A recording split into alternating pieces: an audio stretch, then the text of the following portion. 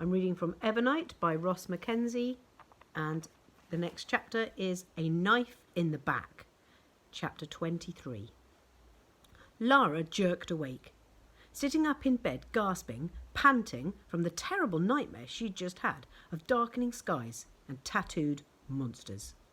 Something fell off her chest, rolling with a clunk to the floor. The clockwork bird. She squinted at it. How did you get there?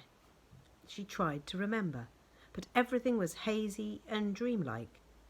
If this bird really was the object that the strangler, had been searching for, then it wasn't safe to hold on to it for very long. Ting-a-ling! The rain had stopped and the skies cleared, but despite the morning sunshine, old Hans's shop was still cast in shadow and gloom. He was hard at work, polishing a collection of small brass ornaments, madly scrubbing at them with an old rag. The smell of cleaning spirits stuck in Lara's throat. Lara! He was wearing a pair of magnifying spectacles, and his old eyes filled the lenses completely, making him look like a strange owl. Back again so soon, girl? Yes, old Hans, I found something. She noticed old Hans' eyes wandering to the toshing bag, to where the weight of the box was pressing against the waxy material. She leaned on the counter. The strangler? They say he's been a-searching for something down in the sewers. Have you heard? Old Hans stared at her with milky grey eyes. I've heard he's searching for a box. Lara pulled open the drawstring of her wax toshing bag and gently lifted out the wooden box. She placed it on the counter, and the lamplight gleamed on its smooth edges. Old Hans looked at it, and then at Lara. She gave a nod. Open it. Old Hans's fingers were shaky and stiff. He struggled with the golden clasp. As he lifted the bird gently from the box, a strange look flashed across his face, but it was gone in half a blink. This came from the sewers? It's what the strangler is after, old Hans. It must be. And if he's willing to kill for it, then it's got to be valuable. Look how fine it is. Old Hans did not answer right away. As he examined the bird, turning it over in his hands, lifting its delicate wings, it seemed to Lara that he had fallen into a trance, bewitched by its beauty and shining splendour. It's a fine thing indeed, he said at last. Can you shift it? He looked up from the bird and smiled. Oh, I knew you could. That's why I brought it to you. Old Hans, you're the best. You're a good cove.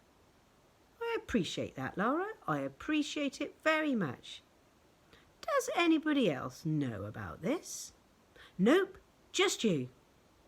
Good girl. He came out from behind the counter, went to the door and locked the many locks. We want to keep this to ourselves. Don't want word getting out that we have it, do we? Don't want the strangler a-knocking on the door. Course, said Lara.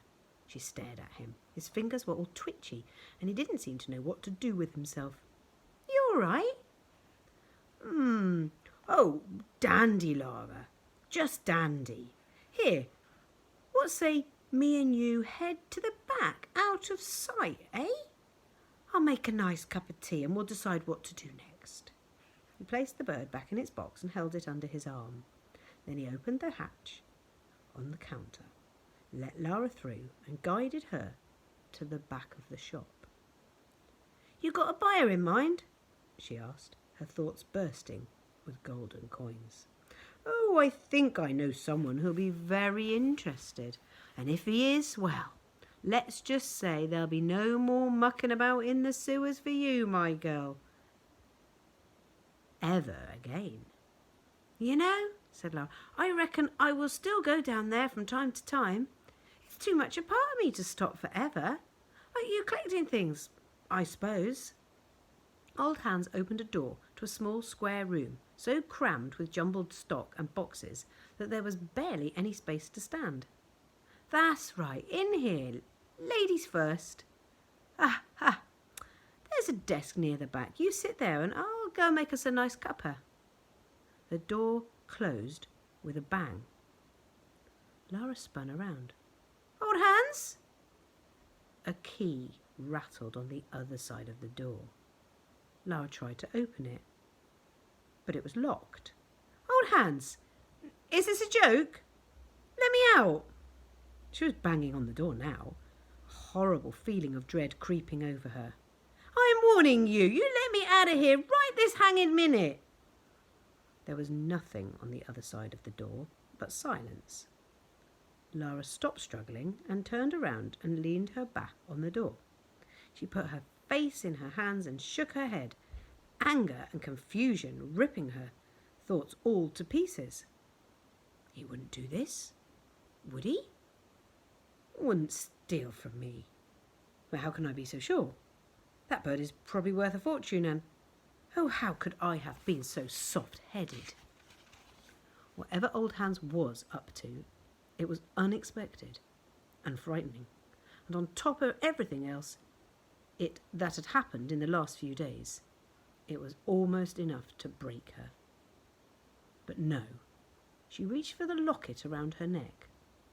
The feel of it in her hand calmed her, clearing her mind. She closed her eyes, breathing deep. Then, when she was recovered enough, she began to explore the room, looking for a way out.